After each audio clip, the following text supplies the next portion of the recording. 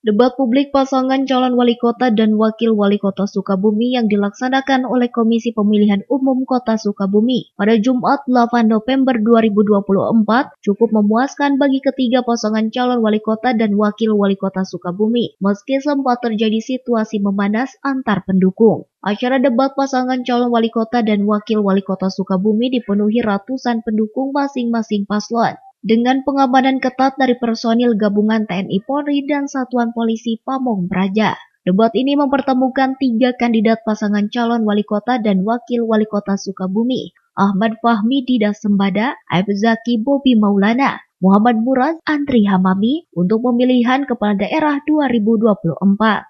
Dalam diskusi debat publik ini, ketiga paslon menyampaikan visi misi serta program kerja bagaimana saat mereka terpilih memimpin kota Sukabumi untuk 5 tahun ke depan. Pasangan calon dengan nomor urut 1 Ahmad Fahmi Didas Sembada mengatakan kurang puas karena mengingat debat ini merupakan salah satu serangkaian acara menyampaikan visi dan misi.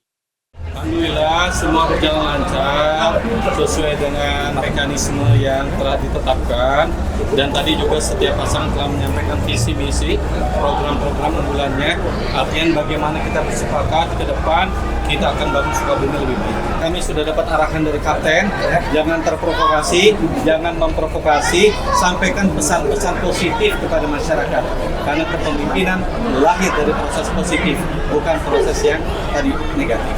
Ya disebut puas ya enggak juga ya, karena kan debat ini kan salah satu cara saja menyampaikan visi misi. Ada cara lain kita sosialisasi, kita kampanye, ada banyak cara lah. Tapi hari ini salah satu tahapannya sudah terlaksana dan kami bersyukur semuanya dalam keadaan aman terkendali. Hari ini kami semua dengan para relawan sudah menyelesaikan proses debat. Alhamdulillah berjalan lancar. Ada waktu 2 minggu lagi kurang lebih kami akan fokus terus untuk mensosialisasikan program kami ke masyarakat untuk menjemput insya Allah kemenangan di tanggal 27 November. Lain hal dengan pasangan nomor urut 2 Aib Zaki Bobi Maulana. Mereka merasa cukup puas karena semua paslon memiliki waktu dan kesempatan yang sama. Meski demikian, Aib Zaki menegaskan akan memperdalam dan mempertajam visi misinya dalam 18 hari ke depan.